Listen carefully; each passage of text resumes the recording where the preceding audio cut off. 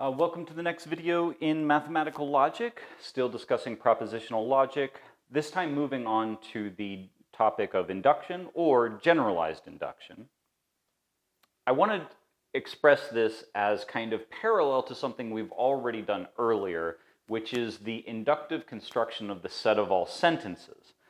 So recall how we constructed the bottom-up sort of construction of the set of all sentences. We started from a basis set, which was sent 0, the set of all atomic sentences, the sentence symbols. From that, we then built up sent 1 as all of sent 0 together with, unioned with, applying certain functions, which in this, right, in the context of inductive systems, I'm going to call formation rules. So we applied these formation rules, really just evaluating functions. And in that example, it was like, give me a sentence, I give you back the negation. That was the formation rule. So we applied these functions for negation and all the other binary connectives and so on, and that constructed sent 1. Then we took sent 1 and applied all the formation rules all over again to sent 1 to construct sent 2. You do this on and on and on. If you take the union from 0 to infinity of all of those sets, that constructed the set of all sentences. Here we're going to do basically the same thing. In fact, this video is not going to contain proofs at all, because the proofs are just like what we saw in the case of sentences, so I'd really just be repeating myself a little too much. But in any case, I do want to describe it in this more general setting. In general, we can always take any set to be our basis set. And we take any function, I'm not going to go over the details, but the domain and range basically just have to be sensible, right? You kind of know it when you see it, and it's not too hard. The details are in the book. But the formation rules have to have like appropriate domain and range. And we apply the formation rules on all the elements of x0, the basis set, to obtain the set x1. Once we have x1, we again apply all of the formation rules to every element in x1 and we keep all the earlier elements to obtain a larger set x2 and so on. If you take the infinite union of all of those xn's, you get what we will call the inductive closure of this system. And that is generalized induction. Let's see this in a particular example. So this example will take the basis set, the set of the number 0, and the formation rules will have just one rule, and it'll be the +1 function. So x0, clearly there's no ambiguity about what that is. Now let's figure out what x1 is. Well, we're going to inherit, right? You take x0 unioned with this other set, right? The set of all applications of the formation rule to elements in the earlier set. Well, since we union it with x0, I might as well just go ahead and write the elements that are inheriting automatically from x0. But then moreover, right, we union that with applying the formation rule to every element in x0. Well, there's just one formation rule, and there's just one element in x0, so that's all we get. And this is, in fact, the same thing as 0, 1 by evaluating the function. x2 inherits all of x1, and then we apply the formation rule to every element of x1. There's going to be a repetition here, right? F of 0 is already equal to 1, so this really simplifies to just 0, 1, and then this is a new element 2. And it becomes clear that xn is always going to contain the integers from 0 to n. And then the inductive closure is going to be the set of non-negative integers. And we'll write the inductive closure as x bar. Okay, let's do one more example. This one will be slightly complicated beyond the previous example in a couple different ways. The first way is, well, here, just as a description of what we're even talking about, we're going to be looking at binary rooted trees. And our basis set is going to be just an infinite family of root nodes, and 1 through, to infinity. It's also going to have a single formation rule, and that formation rule is going to be f. Let's describe what f does. Now, at a simple description, f is going to construct a new node and make T1 the left subtree and T2 the right subtree. Now, what we have to do to be careful is we need to make sure that the new node that we pick is not a node already occurring in one of those two trees. Otherwise, you'd get a loop, right? And trees are not supposed to have loops. So basically, the function, in some sense, scans the two trees, finds the maximum index on any node in any of the trees, and then the new node that goes up here is the next node. So this guarantees that there are no loops, and so the root node is like a fresh node. Anyway, so that's what the function f does. And moreover, right, even that's not quite enough, because what we could eventually, and what we will eventually encounter, is that we will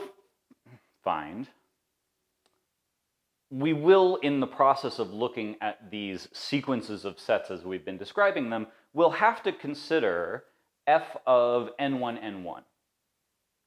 And what that's going to be, if we left it at this, is it would be a new root node of n2. That's great, but then the left child and the right child would be the same node. And that can have sort of unfortunate consequences. You may even worry that it's possibly not well defined, but there is a sense in which this could be defined. But it would, like, for instance, right, one thing that is very common to do when dealing with trees is to color the vertices of the trees. And then, technically, right, if we were to assign a color to this n1, we wouldn't be able to distinguish it from that n1 if they're truly the same n1. And so, coloring one node automatically colors a node that perhaps we didn't intend to color. So anyway, long story short, we want to not let this happen in some sense. And so as kind of a cheap trick, I basically just don't let this happen. And so in the case where the two input trees share any node, we'll just output n1. And that way, right, so in some sense, I'm kind of just throwing it away, right? Or I just keep reconstructing one particular tree so that I don't, basically just to avoid having to construct this thing that I don't want. So this is almost kind of like a garbage can where it keeps me from constructing things that I don't want to construct. Anyway, so having said all that, let's go ahead and look at a few x sub n's, basically. So we know that x0, just by definition, is n1 through n infinity. x1 is going to be, now we're obviously going to just inherit all the old elements, but then we're also going to obtain, for instance, f of n1, n1, exactly the kind of thing I was worried about just a moment ago. We'll also get f of n1, n2, and so on, letting that second index run on forever. Eventually, we think of f of n2, n1, f of n2, n2, and so on. And this constructs everything, right? So all of this is contained within x1. And it is useful to somewhat simplify this, or at least it's clarifying, to realize what some of this is. So n1, n2, all of that stays. There's no repetition there.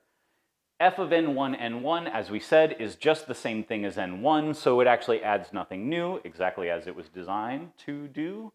F of n1, n2, let's depict that. That is n1 here, n2 here, n3 here, with children like that, or subtrees like that. And then we're going to get a bunch of other trees. But basically, the end result is that you're just going to get a bunch of nodes, and all of these trees are going to be topologically equivalent, right? That, like, if you just don't care about the names of the nodes, they all have the same shape. And that's what we get for x1. Let's now think about x2. It's going to have all the old elements. And then what we're going to do is we're now going to start applying f on choices from here. So one choice would be to apply f on these two inputs. But of course they share n1, so that's actually not, right, that's just going to result in n1 according to the definition of what happens when the two input trees share any vertex. So that's barely worth, right, that's not even really worth writing down. If I did f of these two, same thing happens. But if I did f of this n2 and this tree, right, and I do it in that order, so if I call this t, then f of n2t is going to be in this set. And that's the same thing as the tree. Well, what is it? So we're going to construct a new node. So let's say n5, right? So n5 goes here. The left tree is going to be n2. The right tree is going to be t, which is n4, n1, n3. So this tree is, in some sense, the next more complex tree that gets entered into the list. And that's right, and similarly, right, so we know that also I could swap these two around. I know that I could do f of t comma n2, get basically the reflection of this tree. And topologically, every tree is going to, or sorry, right, and that's not everything, because then you could get, a tree that looks like this, and another tree that is topologically equivalent but has all distinct vertices, and then apply f to that, and then you'll get this balanced, complete binary rooted tree. So anyway, that's the, right, so you get all of those trees.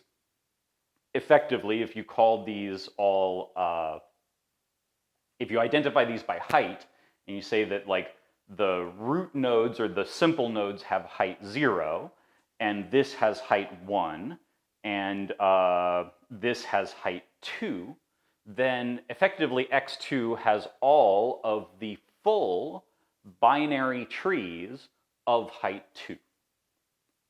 And more generally, right, if we take the infinite union over all the xn's, we're basically going to construct the set of all full binary trees. So anyway, that's enough of this example. It's gone on for quite a while. It is somewhat interesting to think, well, okay, if that constructs all the full binary trees, what if we want just all binary trees? Well, then you'd, maybe one of the most effective ways to do that is to just include a few extra formation rules. Ones that, like our rules so far have basically forced that if you, by the way, a full binary tree is a tree such that every vertex either has 0 children or 2 children. That's what full means.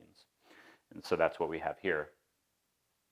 If you wanted all binary trees, then you just get some extra formation rules saying that you could take any tree and just make it the left child of some new node, but without having to have a right child, and vice versa. So anyway, that's how you could get all binary trees. Now, what I want to next talk about is, again, going back to the parallel with the set of all sentences. So we saw when we dealt with the set of all sentences that we first did a bottom-up construction of that set in basically this way. Then we saw that there was a top-down construction and that they were equal to each other. Well, that exact same sort of thing can happen when talking about general inductive systems that we have just now seen the bottom-up construction of some inductive systems. You could also use like the intersection over a certain family of sets to get this kind of top-down construction, and they will be equal to each other. And I'm not going to prove it because the proof is almost a reiteration of what we've already done in the particular setting of sentences. Similarly, after we saw the bottom-up equals the top-down construction stuff, we then proved a theorem which effectively guaranteed the validity of proof by induction on complexity of sentences. We could do the same thing again here, right? We could show that if any property is held by all the elements of the basis set, and if that property is preserved by the formation rules, that is to say, if you take an element which has that property, then when you apply one of the formation rules to it, the result also has that property. That would be like the inductive case. Then the inductive closure, right? All elements in the inductive closure must have that property. We could prove that theorem, but again, the proof is basically a repetition of what we've already done in the specific setting of sentences, so I'm not going to bother with it. Also, I'm omitting some details in this presentation, like exactly what the domain and range of these formation rules must be, and they basically have to do with the set X that the book discusses. The set X is basically just a set that is large enough to guarantee that these functions are well defined on the inputs, right? Because we don't want the domain of F to be just the basis set. That's what we need in the first step. But then it's going to construct X1, and then we want to make sure that the formation rules can be applied to the elements in X1. So anyway, this set X, as it is defined in the textbook, I'm not going to go into it, but it basically just is defined in such a way, and so are the functions. Really, the functions are defined in such a way so that the functions are always defined on all of their inputs. That's the only thing that X is really doing there. And those details, I don't think, will be terribly important to the later work that we do, so I'm not going to necessarily get into it. But if the textbook, if anybody finds the textbook hard to read, or if they're still confused about any of this, I can try to maybe answer some questions in the comments. Okay.